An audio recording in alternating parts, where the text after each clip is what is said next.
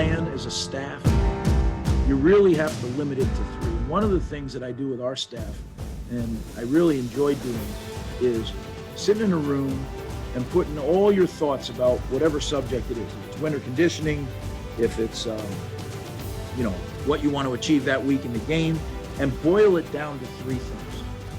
Today's Quickcast is with Greg Schiano, head football coach at Rutgers. It was taken from Lawrence First and Goal Clinic in January. Lawrence First and Goal Foundation supports and funds pediatric brain tumor research and cancer services. Typically, they have a camp every summer in which coaches volunteer their time. Hundreds of coaches every summer, thousands of kids attend, and it really does a great job raising funds. This year, we had to go to a virtual clinic to replace that because of the COVID shutdown. All these coaches stepped up and delivered, donated their time and their talks. Those now have been produced to courses which continue to support Lawrence First and Goal Foundation. I'll link those in the show notes. Coach Schiano shares something which has been important to his career, which he calls the Law of 3. Let's take a listen. Probably the thing that I've leaned on the most in my career is what I call the Law of 3. And I really believe in this because I think the human mind can process 3 things at one time. And you say, what are you talking about? Well, I look back to when we were kids, when I was a kid, not you younger guys, but when I was a kid, you knew every phone number of your friends. You didn't have a cell phone. There were no cell phones, but you had memorized their number. And how did you do it? Right? You could remember the first 3 numbers. So the exchange where I lived in New Jersey was 891. But then the last 4 numbers, you always used athletes, right? So mine, if my friend's number was 7588, that would have been Mean Joe Lynn Swan. So it was 891, Mean Joe Lynn Swan, right? You can remember 3 things, that 891, but when you had those 4 numbers to remember, that wasn't easy, and I'd mix those up, but not when I made it Lynn Swan and Joe Green. And I believe when you teach, when you about whatever subject it is, if it's winter conditioning, if it's, what you want to achieve that week in the game, and boil it down to 3 things. So we do that in every phase of the program. We'll be entering our winter program here in a week or so, and we're going to sit down as a staff and do just that. What are the 3 most important things? Now, we may fill up a board with 100 things, but at the end of the time, we have to be able to say, what are the 3 most important things? And usually, if you get the 3 most important, everything else travels with it. We do that each week in our game planning. Each offense, defense, and special teams, we come up with what we call the big 3. And those are the 3 most important things for us to win the game. Now, it takes a long time to get to that. And it also drives your game planning as you're looking at it.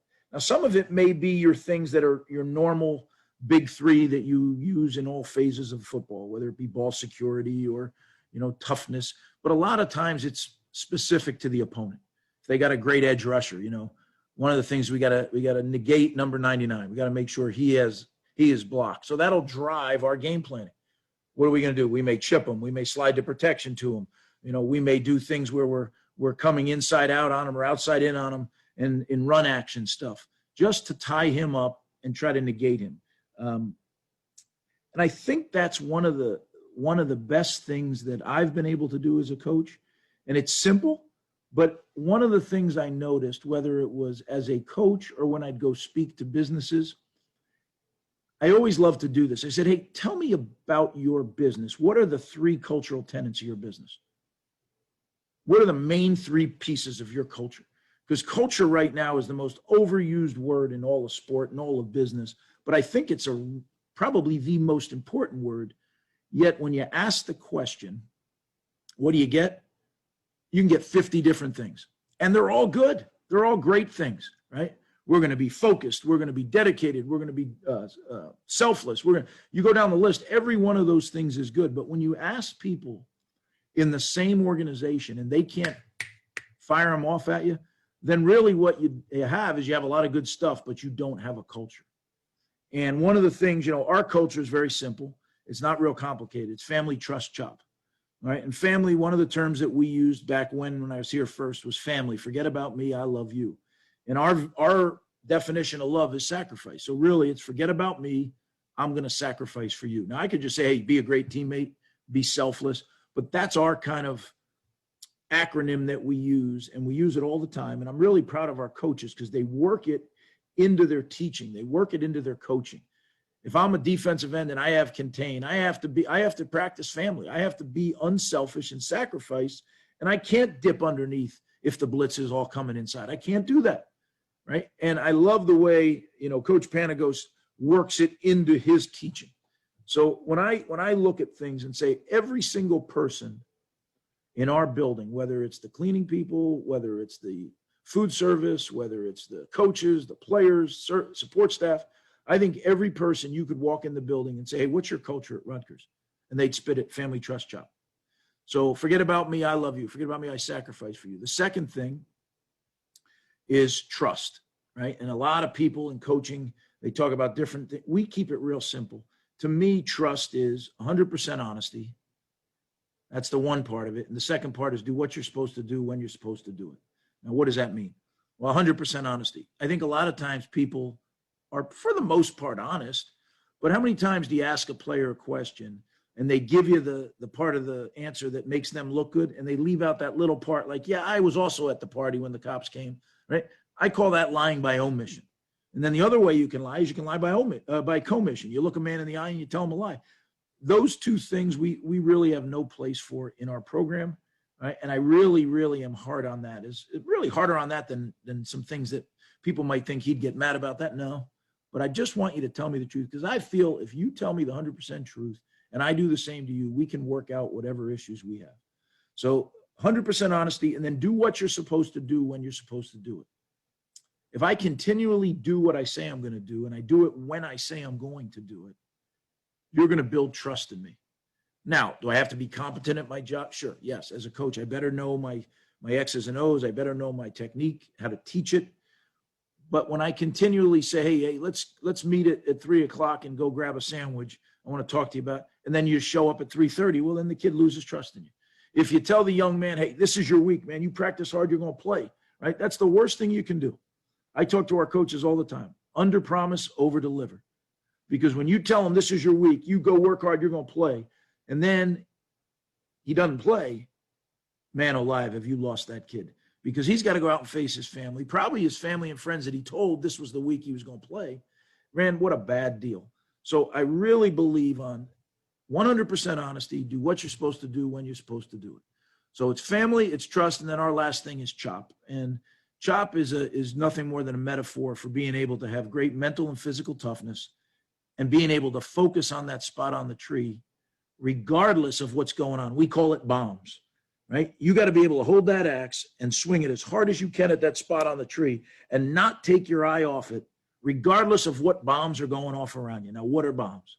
Bombs could be a great 3 technique in your face. Bombs could be a fight with your girlfriend during the week. Bombs could be you're not doing well in school. Bombs can be family issues at home. Bombs can be financial issues. But we have to be able to, when we play and practice the game of football, we have to be able to stay focused on our job, right? And that, to me, that ability to chop through the bombs is what allows people to grow consistently day in and day out.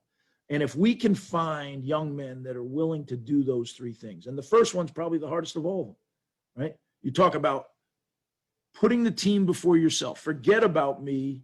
It's about you. It's about all of you. It's not about me. And I had a player this year who transferred. And I got to tell you, I have the utmost respect for him because he came in mid-year. We tried to move him from defensive line to offensive line because there was a need. And we sat down and talked, and he said, I'll do it. And then he came back, I don't know, a few hours later. He sat down. He said, Coach, I can't do it. I said, it's nice to say family and forget about me. I love you, but forget about me. I sacrifice for you, but I can't do it. I cannot bring myself to go play offensive line.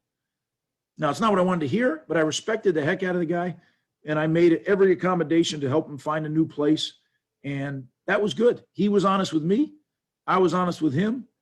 Did I want that to happen? No, but boy, did I feel good that at least he understood that this was not going to make him happy. And this is certainly what I'm talking about is not right for everybody. So again, when I talk about the law of 3, I use our culture as an example. Anything after those 3, I don't think our guys can focus and concentrate on all. And I'm not being disrespectful or saying that we don't have smart guys, because we have really smart guys. But I truly think the human brain can handle 3 major things that they can focus on. And after that, that's a tipping point. So my advice, or what I learned, was to keep the main thing the main thing. What are the 3 most important parts of your culture? And that is your culture. Everything else will come from those 3 things. There you have it, our Quickcast from Greg Schiano and the Law of 3. Remember, all of these courses, whether it's program building, offensive scheme, defensive scheme, position fundamentals for every position, special teams, strength and conditioning, it was all delivered at Lawrence First and Goal, and now has been produced into over 100 courses available on CoachTube. Again, the link is in our show notes. Follow all we're doing at coachandcoordinator.com, and follow me on Twitter at Coach K. Grabowski.